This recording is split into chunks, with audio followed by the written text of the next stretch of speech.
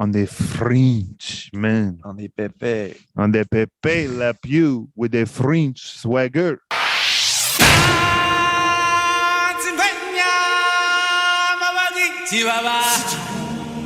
Shall we head to my favorite planet in the galaxy? The planet of good vibes. The planet of good vibes. The planet of good vibes. The planet of good vibes. It's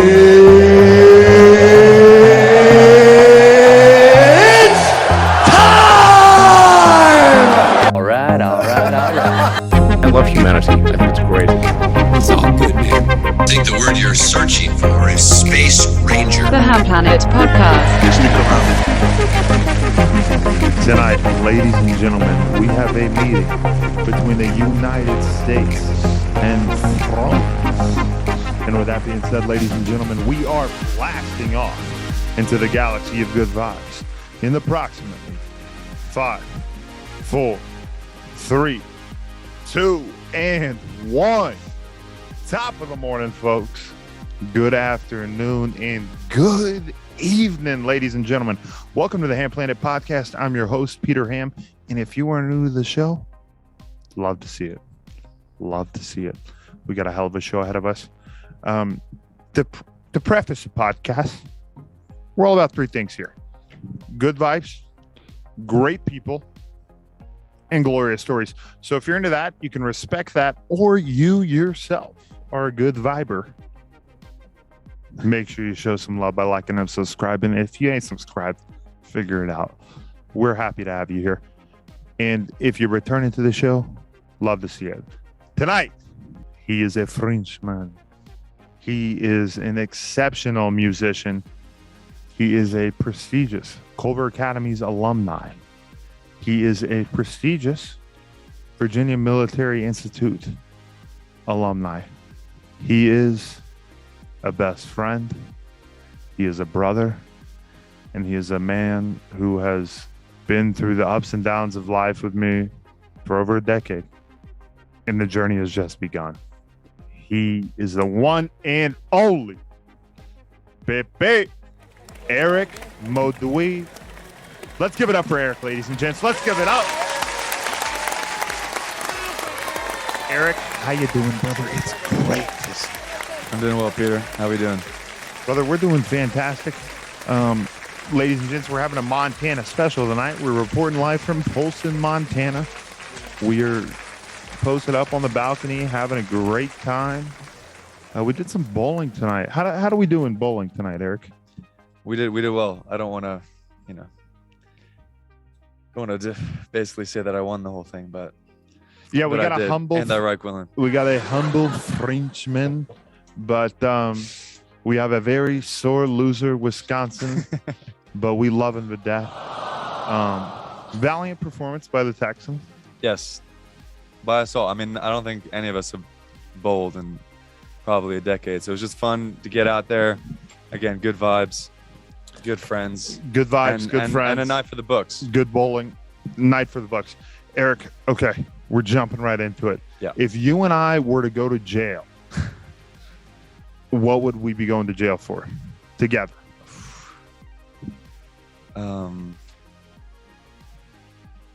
It would probably have to be something like, something to do with, tax evasion. Sure. Tax fraud. Sure. A financial advantage. advantage. Something financial, let's be honest. Something very intellectually calculated. But, I could see that. We could be at a bar. Things could turn sour. Could And accidentally kill a man. Manslaughter. That could be another. Well, it wouldn't be an accident. I mean, you don't want to have a problem with two rugby men at a bar. I'll tell you that. There's no limits there. But yeah, I could see both of those. I could see both those. Very acceptable. Very, not bad. Not bad things to go to jail for. Yeah, I mean, self-defense, and then on the other hand, just sticking it to Uncle Sam with shit. Who isn't? Anyways, brother, scooting and booting right along.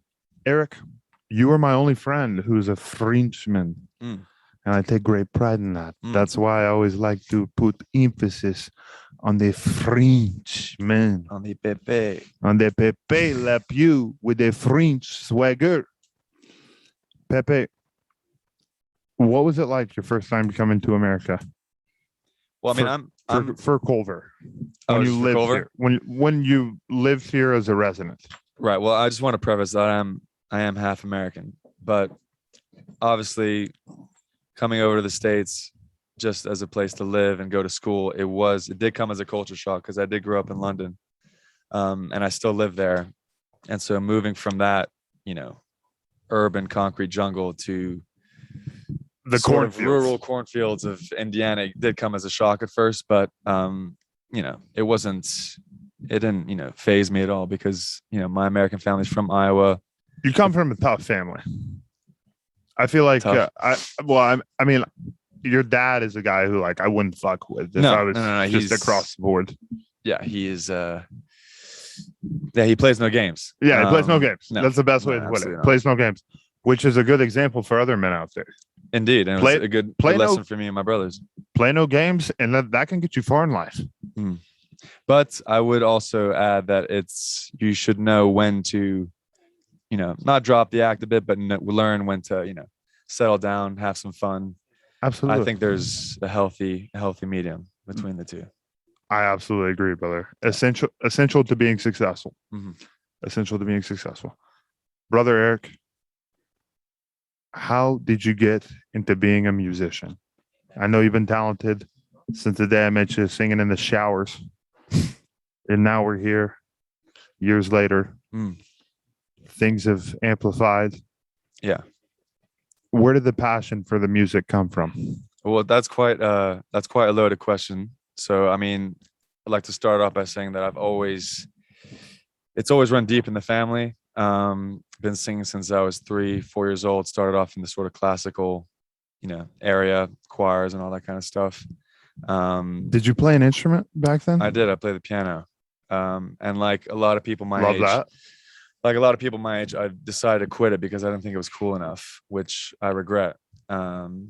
That's the thing. Like when we were growing up, playing any instrument was like the nerdiest shit to do. But now it's like, damn, that's swag. Yeah, well, I mean, where I went to school, I went to kind of a posh school in London, and all they taught us was just the classical, repertoire. And I think that had they taught us, some of the songs that we'd want to play, say like Queen, some Elton John, Billy Joel, I think I would have, continued at it. But Absolutely. I do. That's one of my, small regrets is not sticking to the piano.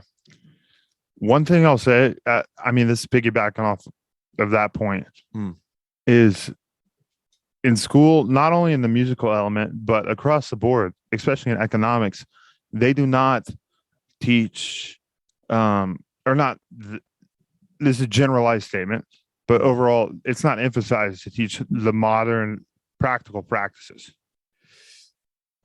Yeah, when it comes to music, they always try to start off Which with, they're hard to teach because there's not as much research behind them. But yeah, I don't know. I think everyone's taught differently. I just happen to be going to kind of a school where they valued the Mozart, classics and all. Yeah, man. Oh my God, I was in the choir.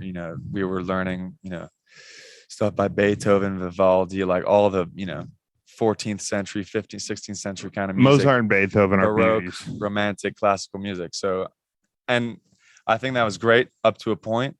Right. But I think I would have been glad to and happy to like learn, stuff more along the lines of, the stuff we're listening to now, the stuff that our parents listen to.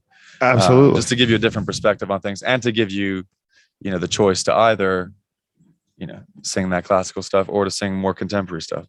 Right. They should expose, or not they, just in general, every type of music should be thrown at you when you're young. Yeah. And whichever one you gravitate towards to, whichever one you feel more musically inclined to or talented towards, Right. you pursue that. Yeah. My parents sort of, we were raised on classical music. My dad, you play any sort of classical piece and he can name you the movement, the symphony within 3 seconds. Wait, what's a movement? I don't know So- this shit as a Texan. So certain, there are symphonies and there are, there's string quartet pieces. There's 3 movements or 4 movements, and like my Right. dad is that skilled and knows that, you know, genre of music, if you want to call it that, so well that he could play 3-4 seconds of a piece and he could tell you what it is. He's that. I remember waking up every day that I've spent the night with you, or stayed at your estate. Yeah. Not your estate, but your lake house. Yeah. Ocean house. Panama. Shout out Panama. Shout out Panama. Your dad every morning, 8 a.m. Yep. Before 8 a.m. I mean, that was our alarm clock. I know what you're going to say. I mean, no, he was up to classical music doing things. Yeah. Oh, yeah. And he would blast it. He had no regard for other people's ears. Which you shouldn't. No. And I mean, you should, because that was our alarm clock for our entire. Hey, Mr. Maudhuit, I support it. I support it. Get your music blasting in the morning. Get everyone up. It's time to get to work, buddy. Yeah. But I will say this, like, despite all the classical music that he listened to, he also did listen to Bob Dylan, Bruce Springsteen, Fleetwood Mac, Good men. the Bee Gees, Love the Bee ELO. Gees. And I actually thank my parents for the kind of the disc collection that they had, because it's thanks to those kind of artists that, you know, it sort of propelled me to think that maybe I could do the same. So, Eric, when it comes down to musical inspiration, Yes. who is one artist who makes you feel like, hey, I can do the same? I can do something similar that they did. They have paved the path for something that I am confident and fully capable of replicating. Who's given you that? Well, so to circle back to your other question, it all really started to, you know, take shape senior year of college, studying for my finals. And for the first time, I really started to listen to Oasis, The Strokes, Stone Roses. Yep. Legends. Especially the song Champagne Supernova, which I know I've mentioned a few times. And that I've was loved that song since I was a sixth grader. well. So this is what was crazy, is that I, growing up, only really listened to songs that my parents would listen to, or songs that other people would listen to. I never really found my own collection. You never had your own iPod? Well, I did, but I would only like put on stuff that others would listen to, what was on the radio, what my parents would listen to. So it only came about. Did you have senior LimeWire year. Back in Britain? I did, yeah. Fucking love We to did have see it. LimeWire, yeah. Love to see I don't know where it. it's Shout out gone now. LimeWire. Hope y'all are doing good. I think they got a lawsuit. Yeah, I'm pretty sure they lost a lot of money. But Champagne Supernova by Oasis, Waterfall by Stone Roses, and Robbers by the 1975 were 3 songs that I listened to at the VMI library that I would argue changed my life for the better, because it made me think, wow, I can write this kind of music. I love this kind of music. And there you go. And then the whole idea of maybe going into finance and asset management, all these things went right out the window. And all I could think about from then on was, I want to write songs that make others feel the way these songs make me feel. I couldn't agree more, Pepe. And that's what I love. Because, you know, at the end of the day, even people who work for these finance jobs, real estate jobs, insurance jobs, shout out to all of our boys, but you all know who you are. You know, at the end of the day, you are trying to evoke an emotion to achieve a certain outcome.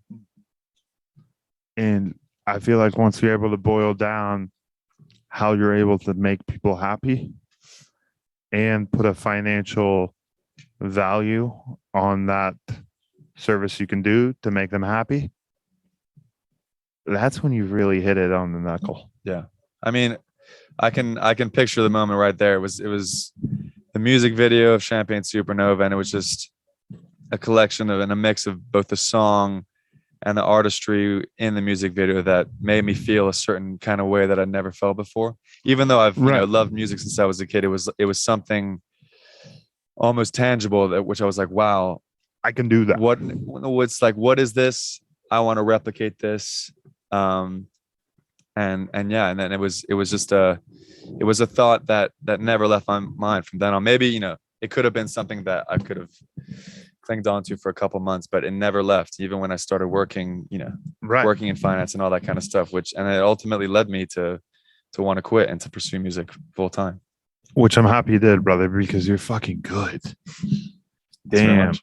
Voice of an angel. We still have work to do, but We always got work to do, brother. Always. That's a rugby brother mentality. Eric's a warrior as well, which when he assesses a situation and sees that there's more opportunity to be captured, there's more growth to occur, he capitalizes. well, I would say that And he strives. Well, I'm different to, I would say, your average musician, average songwriter, or someone that's more in my 1000%. field of music, just because I've gone a completely different route. Went to military high school, then went to military school, instead of as a maybe French. going to Berkeley College of Music. I do approach the game, if you want to call it that, differently.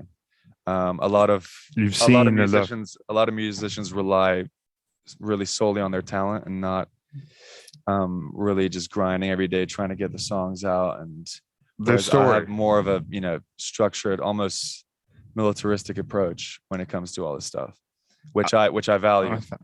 Which I value too. One of my favorite sayings: where there's structure, there is success. Indeed. But I would say as well that growing up in London was a huge factor as well, because a lot of what I listen to, which is predominantly rock music, has come from England. And so being sort of exposed to that every day, whether it's gigging or the festivals that go on in England, or just the classic bands that have come from Manchester, Liverpool, London, it really was a big influence in me going down this type of genre, because I could have maybe gone pop or more folk music, that's or the standard. But I finally keyed in on the rock genre and the subgenres of rock, whether it's indie rock or psychedelic rock, thanks to Psychedelic rock. Big fan. Yeah. Pepe, I love it. I'm here for it. I'm ready to get you out there. Yeah. And Eric, how do you pronounce? I know you know I'm bad with my French. I'm a Texan. Us Texans, we don't know how to pronounce them words. And Eric's band, it ain't a Texan name. Eric, can we hear it? Well, you guys better start to learn it. It's called It's called Motif Garçons. Motif Garçons. We're getting there. Let's get it in one more time. Let's Motif, get 3 times. Motif Garçons. Motif Garçons. In an English accent, it would be Motif Garçon. Motif Garçons. I like it. Yeah. Obviously, garçon means boys in French. And Thank you, boys. It took a while to come up with a band name. My God, it's what's not the story easy. behind the band name? Well, long story short, I was pressured by a great friend of mine, Juliana. She said, "Okay, we need to book you a gig this summer," and I said, "Okay, let's do it." So she booked me a gig June 20th. So I needed to get a band together, I needed to get a name together, and I needed to get my songs together. And so how the band name came about was that it started off with an atrocious name, which was the Late Bloomers. That's rough. Then it progressed to the Pink Elephants, and then there was a smattering of others like Beige, Women's Wear. What else did we come up with? Going for the Cougar audience. Broken Phones, because I had a broken phone at the time. We basically we looked at anything. We're like, that could be a good name for a band. And then eventually the Pink Elephants. I'm not going to forget y'all. Put two and two together. I'm with the elephant. You're an elephant guy, Aaron. Big elephant guy. Yeah, Aaron's I'm a big elephant guy as well. That's why I thought of it. I'm an elephantist. Yeah. And yeah, so eventually we keyed in on Garçon, just because I don't know. I think I wanted to. What is Garçon? I know Pierre Garçon, not a Dallas Cowboy. So Garçon means in the singular boy, or in the plural boys in French. Boys. And I always liked the name Pet Shop Boys, which is a great band from the UK. And so I wanted something with boys, and so just decided to translate it, just to give a sort of a tip of the hat to my French heritage. And then Motif sort of just came out of nowhere. And what does motif mean? Motif is an artistic idea. It doesn't necessarily have to be in music. It can be in art. It can be in in I pretty think I've much heard anything, but it's sort of a recurring theme or pattern in art. And so if it were in music, it would be like a chorus So or what a repetitive riff or something like that. the artistic voice? So what is the English translation? Is what I'm trying to say. No, so it's motif is an English word. Motif boys. So in English it would be motif boys, Motif boys. but it's not. It's called Motif Garçons. Okay. And so motif is an English word too. Yeah, motif is an English word. See, Texans not good at our vocabulary. Good at our made up vocabulary. Yes. Yes. Yeah, we yeah. I've got an extensive made up dictionary. Yeah. A lot of people like it. Habitable was a word you said the other day. Habitable. Is the island habitable? Is the island habitable? Is that a word? No. Is it sound funny? Yes. Is Aaron a beach? Yes. And we're gonna take a quick commercial break. We love you. Let's see the high five on the screen. Yeah. I didn't know you were We love you. We'll see you in a hot second. Grab your drink, grab your blanket, grab your good vibes. Kiss someone you love. Get someone you love. Get comfy, get cozy, and we'll see you in a sec. Ladies and gents, what's good? It is Commercial Break Peter here to tell you that we are scooting and booting right along into the episode. So with that being said, we're back to the show. What does it feel like being on the stage, brother?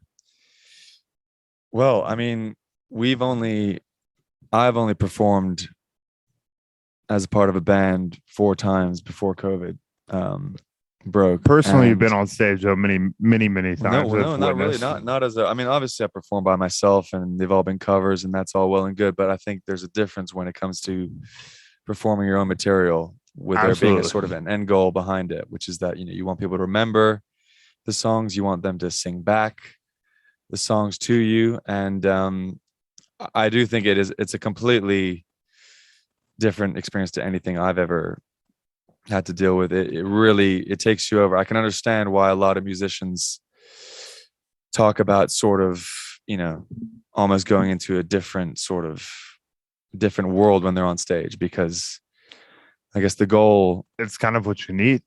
Well, yeah, I mean, I think I've been told by people close to me that they hardly recognize me on stage because you kind of lose yourself. You lose yourself in the music. Is it like rugby, Eric? No, it's not at all. It's not at all the same. Because that guy's nuts too. Well, it is, but I think it's a completely different fit. You know what music does to you when a great song. It's sensual. It feels good. Yeah, and when it feels good, that's the only way to put it. And when that's music your song, feels good. And when that's your song, and you ask people to, when you do the old crowd control and you ask people to clap and they clap along when you tell them to sing back, and when they buy into your music, and you're not just some sort of cover artist or some wannabe, then it takes you someplace. It really does. And those 60 minutes feel like 5 minutes, and before you think you've even started, it's over, and you want nothing but to get back on stage, which is why I can understand why a lot of artists, a lot of famous frontmen, turn to drugs, turn to alcohol and different things to sort of recreate that kind of feeling they get on stage, because you can't replicate it. And then once you're done, there's sort of like a silence. When you're in it, there's so much sound going on. There's music. There's the crowd screaming your name, screaming your songs, and then you get back to the green room and it's utter silence, and it's a peculiar transition. And I mean, from a scientific approach, dopamine, endorphins exploding when you're on stage, just going bunkers, and you come off, boom, it ain't there. Like, where did it go? How can I get it back? Right. And that's why not being able to perform after doing 4 gigs in quick succession with a lot of success, and then going to absolutely nothing for a year and a half, it felt odd, because we were on the fast track. We wanted a gig every other month, and we had more and more people come in. People were excited to see us play because we bring it. We bring the energy. Hyped. And Aaron was fired up. Yeah. So we got our next gig 2nd of September. It's coming up in 3 weeks, and I cannot wait. The boys and I betcha. I'm so fired up. The boys and I are gonna go nuts on stage, I think. And we is got the some energy new material. exploding? Yeah, I mean, across the board. Across the board. It's something we've been waiting for a year and a half. We're fired up. We're tuned up. We're dialed in. We're in it to win it. We got the link to the concert below, so you better tune in, Chief. Or London listeners, or me, lady, or our London team. We love London. Shout out London. Shout out London. Shout out France. Shout out to both of them. Just good spots. England, the whole. Love to see you. There's no better city in the world than London. I mean, you'll argue Dallas and all that kind of stuff. Well, I mean, I'm not saying Dallas is the best city in the world, but we do have the best football team, basketball team, and MLB franchise on the rise. I'm not going to argue those things with you. I mean, there's no reason to, because it's true.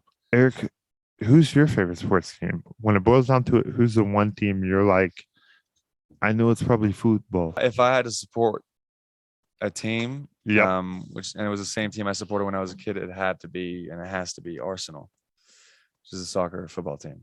Didier Drogba. No, he was in Chelsea, but I fuck with Didier Drogba as well. He was the man. But again, I just enjoy sports in general, and I love to watch it, but I don't have a team. How about rugby wise? Do you have a favorite international? Well, France, of course. France. Yeah. And shout out Chabot. Every time. What, Sebastian Chabot? Yeah. Yeah, he was Chabot. What a unit. What a unit. But I mean, what it all boils down to is that I'll usually support just whether it's France or the States in a sort of international aspect. And then I'll, when it comes to say tennis or UFC, I'll have like the guys that I'll support. But is Nadal at beach or not at beach? No, he's the greatest of all time. Amen. That was a test. Yeah. Shout out Nadal. We love you, Chief. Do we? I honestly do. I'm a big Nadal guy. Yeah. I'm not a Djokovic guy. I'll tell you that right now. I'm just not. I don't like his attitude. You don't? I think he's an exceptional talent. I think the guy knows what he's doing around the tennis racket. Generational talent. No doubt about it. Not even generational. I think best of all time. I think whatever Federer, you want to call Nadal, it. Djokovic, we'll never see the likes of them again. Right. I agree. But I'm a Nadal. I'm a Nadal guy over Djokovic. Yeah. And I mean, what about Roger? Oh, I mean, Roger's just the old school beauty. I think he'll continue playing so long as he keeps winning. And I mean, he's made it to some quarters, some semis. One thing you got to think about is, brother, think about they win the championship time and time again. All of the money, all of the respect, all of the power. Yeah. And how do they keep going? How do they continue to pursue the standard of excellence? Well, it's beautiful. It's a mental strength that can only be linked to the goats of other sports, whether it's MJ, Tom Brady. You have to have that intersport. Oh, it's interdimensional sport. I think it's just belief, the killer instinct, and I think it goes hand in hand with music as well. I think you genuinely have to believe. If you want to do well in the music industry, you have to genuinely believe that you're the best at what you do, and what you write and what you're putting out to the world is the best, and it's what people want to hear. So I think it's a quality that doesn't just go with sports; it goes with anything, music included. 1,000%. And one thing going off that, Eric, is I feel like having that mentality is what drives you to achieve that result. So continuing to tell yourself that I am exceptional at what I do. I do have a special talent. I do believe myself. continuing to enhance that belief is so valuable. Yeah, I mean, obviously, you don't want to be. You don't want to be Obviously, delusional. Yeah, You don't want to be a if you dumbass. suck and you tell yourself that every day, then obviously, Yeah, then that means you're a dumbass. But there's there's always a healthy cockiness involved when it comes to these things, and I think obviously cocky has a negative connotation to it, but confidence. Those that are cocky obviously have ultimate confidence. Good example would be in the music world would be the Noel Gallagher brothers that started Oasis. Those guys are super cocky. Would basically say that they're the next Beatles, the greatest band ever to walk the earth, and fair enough, they are. They're in my top 5 for sure. Some of them, Wonderwall's. Wonderwall's a beauty. Yeah, and those albums definitely maybe What's the Story, Morning Glory. Champagne Supernova is an orgasmic song, and if you don't agree, you haven't listened to it. There's so many more songs in their catalog that I think you'd be surprised as to how many songs they've got. So brother, I used to listen to them aggressively back in 7th and 8th grade. Back in the day. Yeah, young old Peter in Texas, listening to some British band. Yeah. I was vibing hard. Yeah, I'm sad in a way that I found all these bands so late. So like Oasis, Arctic Monkeys, The Strokes, The Kooks, Cage the Elephant, Stone Roses, Pulp. Like these are all phenomenal bands that I only recently started listening to, and that's probably why. And I want to sort of bring back that early 2000s 90s rock in an original way, because I feel like rock has lost a step in the past like 10 years. It has. I hate to say it, but it has. It has, no doubt about it, and we need it. So my goal is to sort of bring back that kind of music in a fresh and original way, and for people to give people sort of nostalgic kind of feel. And there's a big generation behind that. Yeah. Oh my God, the amount of people that have told me that they are waiting for the next. There's a need. There's a hunger. Yeah, the amount of people that told me that they're waiting for the next Oasis and stuff like that. It's been waiting. Been chomping at the beat. And Eric's one of my best friends in the world. And oh man, I'm trying to stay focused. It's a French and a Texan hanging out. You love to see it. You love to see it. Eric and I had the most amazing chemistry on the rugby field that when I think about it today, it still gets me fired up, because a fly half and an 8-man usually are batting heads over who gets the ball, ready to chomp at the bit. We both had it. We both had it. Yeah. No, those are some fun days playing rugby. I'm done now. I'll play touch rugby. I'll play rugby in the park. Really? You're fully out. You're done. I'm out, man. I played in college and hurt my shoulder. Don't say you're not ready. Permanently screwed up my wrist. I can't bend my wrist backwards. So I think the whole contact scene, I've played how many years of it since I was 13. So almost 10 years of full contact. I think I'm done with it. But me and my boys back in London, we play touch rugby every Saturday, and it's still great fun. Don't need to be hitting. Are you still doing up and unders? Grubbers, up and unders, crossfields, you name it. This guy, Pepe Le Pew, has a foot of the angel. I gotta give it to him. Guys kick shit from 50 meters away in the corner, down the net, right down the middle. Wow. Yeah, I never really knew where that came from, but apparently I was good at it, so I just went along with it. Yeah, it just kind of when did you know you could kick? I think it was just right. It was right before I came to Culver. But I think it also has to do with the fact that I played. I come from England, so soccer, or I call it football, is a big sport over there. So English foot. It's just being able to kick. You got that English foot. So I think I had the mechanics to be a good kicker.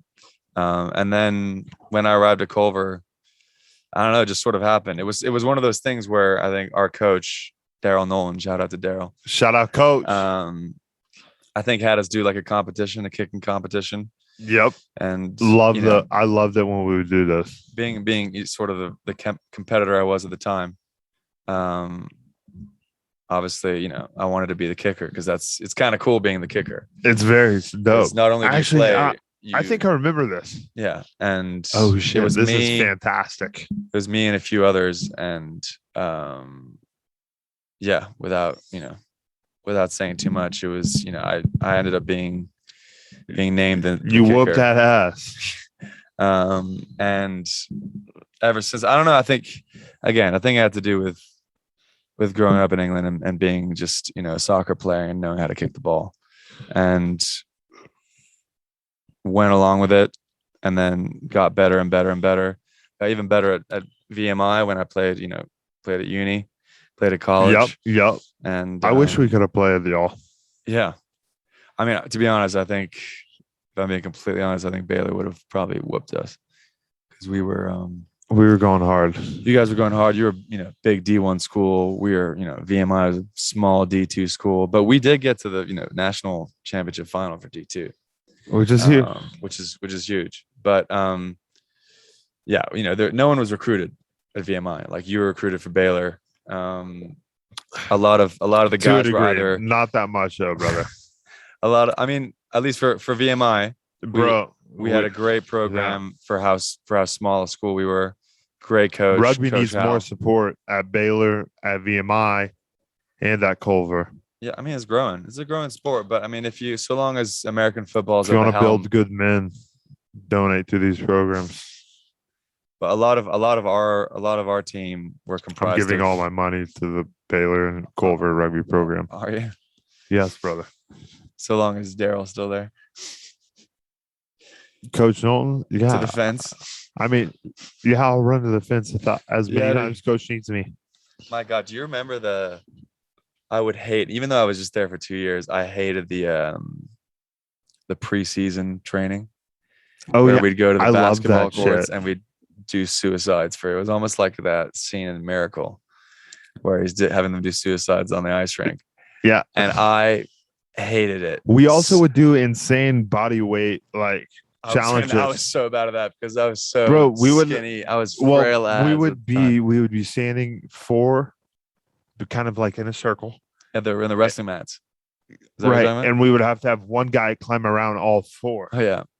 And move around, and you're supposed to have core strength and stand still, mobility, firm, but hard, not easy. Yeah, and this is the thing. I came from like a rugby background. I mean, a proper. We didn't do that kind of stuff. It was all about the technique and the flair of it all. And then it's Coach Knowlton's specialty. This is why I come to Culver and he's telling me to pick up genius. Pepper.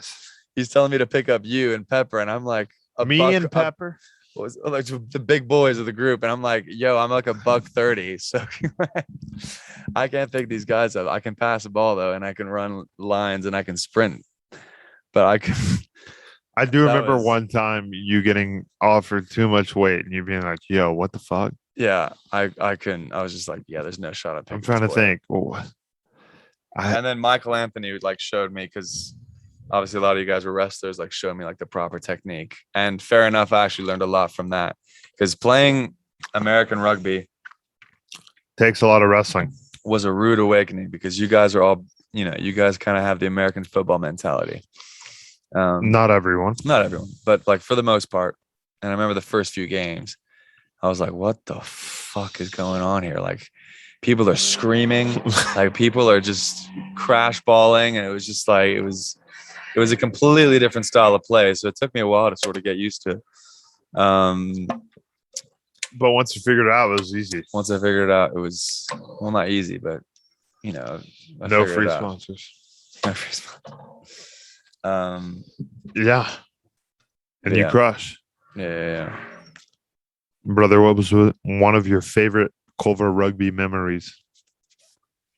Favorite Culver rugby memories. On the field or just with the lads. Let's get both.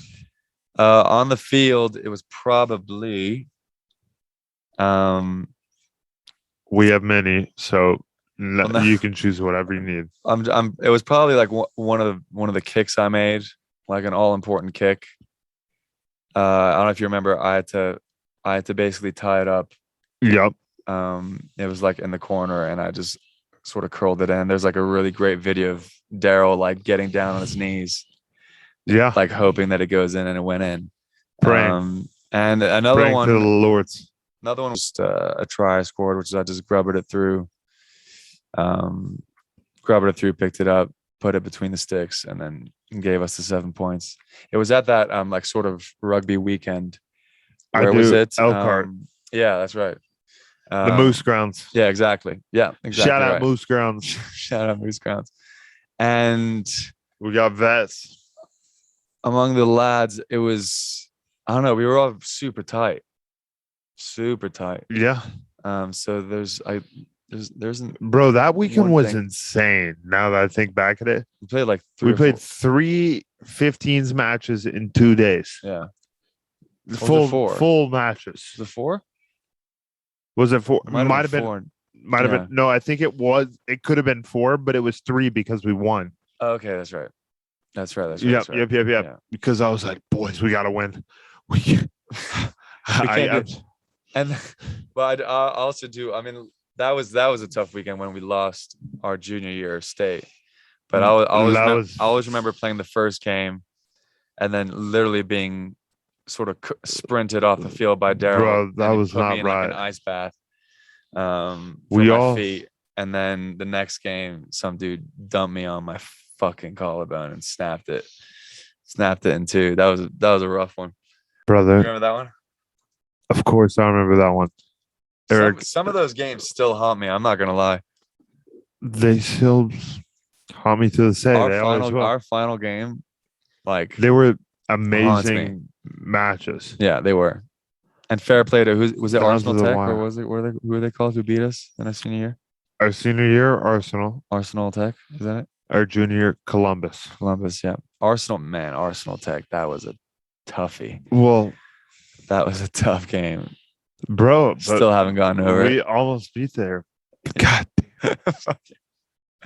Fair play. Didn't they end up winning that? They ended up winning state, didn't they? Oh my God. That is tough. yeah. Let's get a report card check. I don't want to go into it. There's some big boys, man. My God. Ladies and gents, what's good? It is Commercial Break Peter here to tell you that we are scooting and booting right along into the episode. So with that being said, we're back to the show. Eric, we went to Panama together, Yes, we did. and sure, ladies and gents, right now I could say, "Oh, what did we do? Oh, what did we explore? Or what did we eat?" But what I'm gonna ask is, Eric, what did we do at 3 a.m. when the waves were blasting ashore? And we stood brother to brother after a great talk about family, strength, and brotherhood. What happened to the bottle of Captain Morgan in my hand? I don't know. Didn't you see it off? We saw it off. Well, we and both. I think it you was saw it more. launched into the sky. That was a great little trip. That was fantastic. Did you surf? I tried. That Failed. was Failed at so that. funny. Just Failed. just a unit trying to get Failed. on a surfboard, and Negative. and then I just seeing you fall like on a wave is. There's nothing funnier. Well, I'm not a surfer. I know, ladies. And I know, gents, but like ladies and gents, neither am I. shit. I'm not. I'm a unit. I'm Yeah. a good guy. I'm a unit. Yeah, I don't think you're supposed to get on a surfboard. Please, God, no. It's embarrassing. It's greasy. It's great. What do you think about McGregor?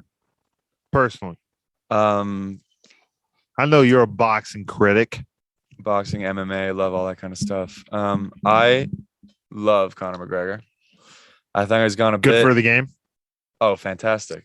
I mean, he's turned it into a worldwide, global sport. He's a Him and beauty. Ronda Rousey, my God, but he took it to the next level. But Conor, I've been following Conor since his opening UFC fight against Marcus Brimage, and I've loved him ever since. Heartbroken that he shattered or broke his ankle. I think he's gone a bit too far recently. I think he's just kind of heartbroken that he worked so hard for that fight and then he ended up just snapping his leg in the first round. But I think he needs to tone it down. But then again, he's just, he's made so much money at this point that, does he give a shit anymore?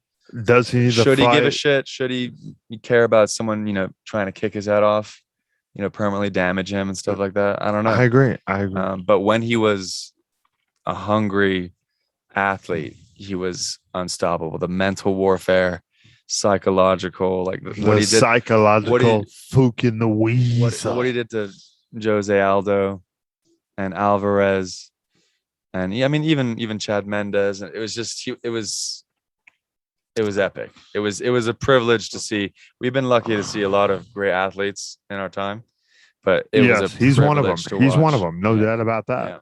Yeah. And I love him bits. I fucking love him too. Guys, a beaut and a half. Yeah, would love to meet him someday. Yeah, He's definitely someone you'd want.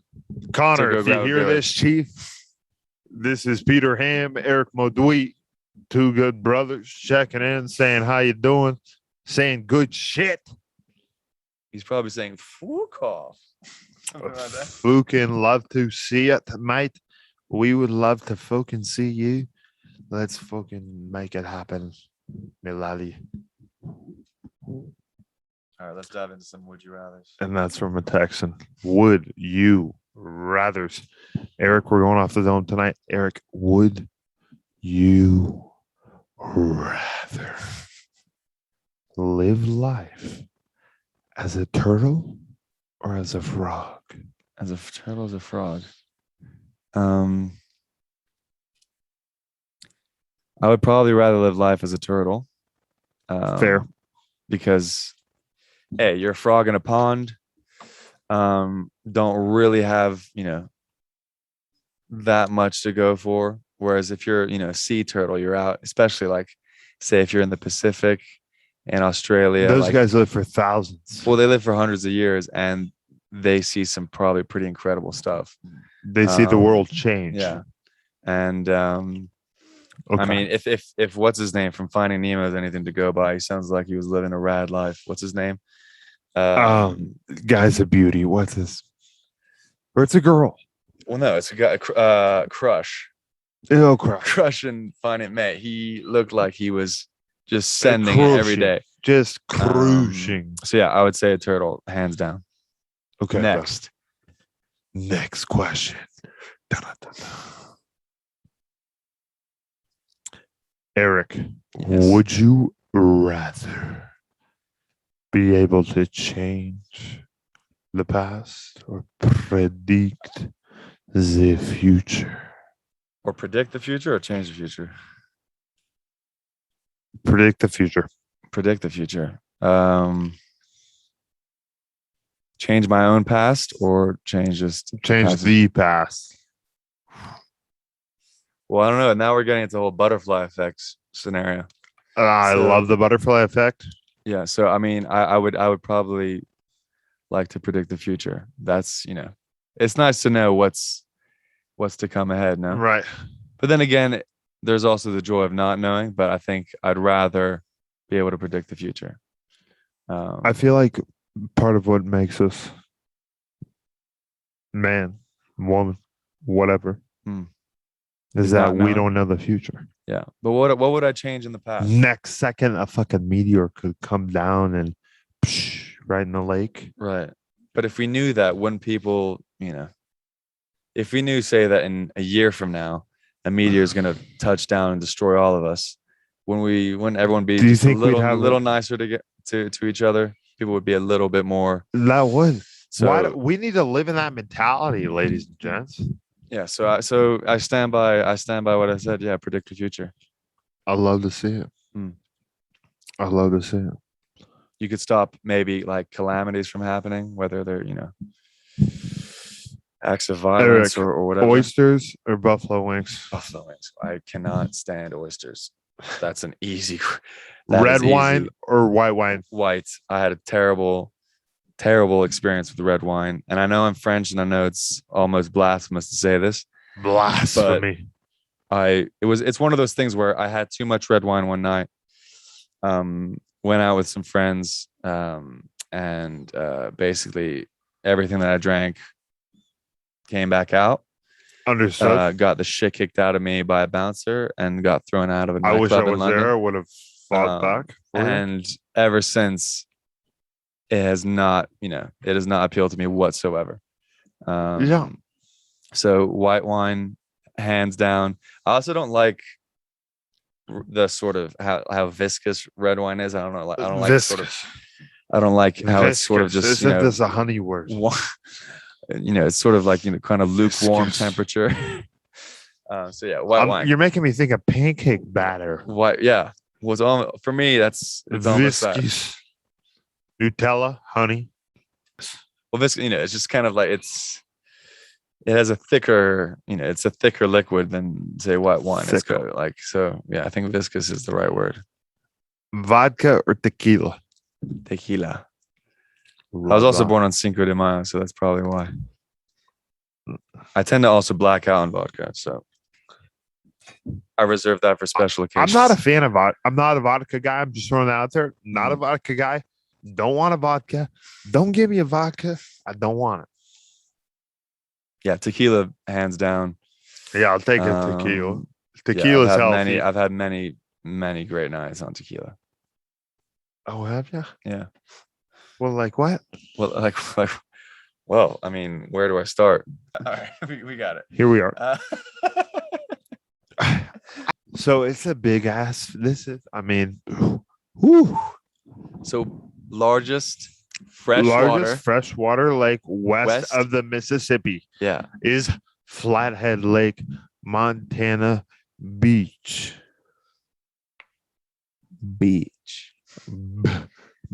Use a beach.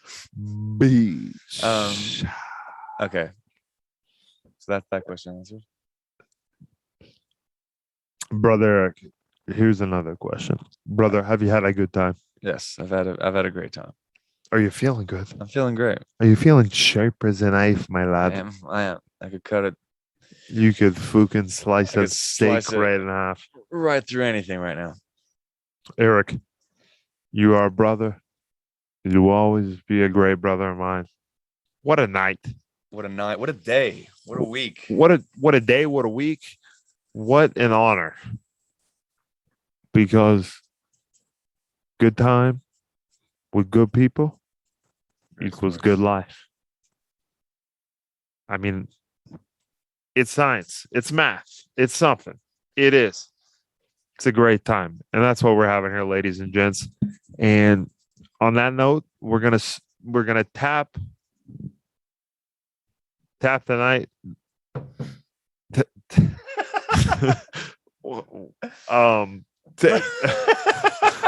We're gonna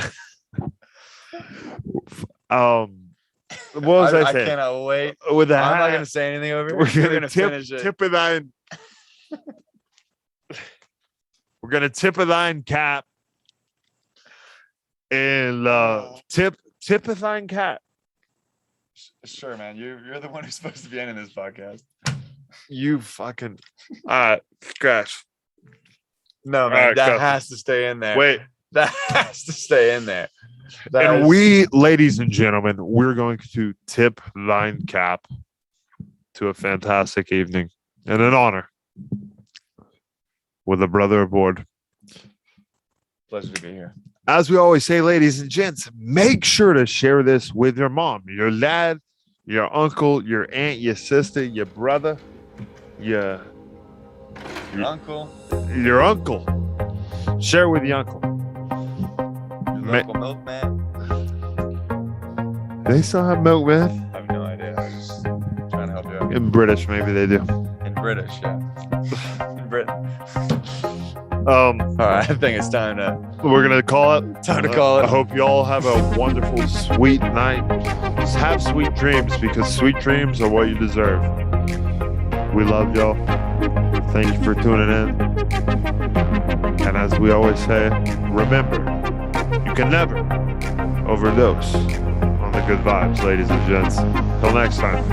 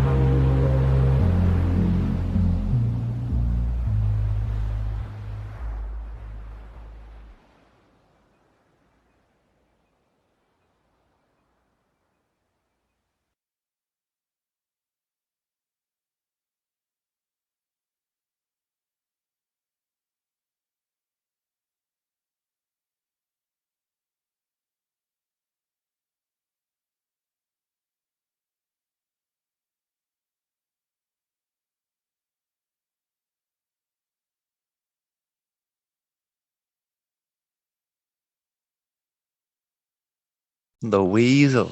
Yeah, fucking weasel. You're a fucking rat, a weasel. What a line. What a line from the Mac. What a From fucking the Mac line. Daddy.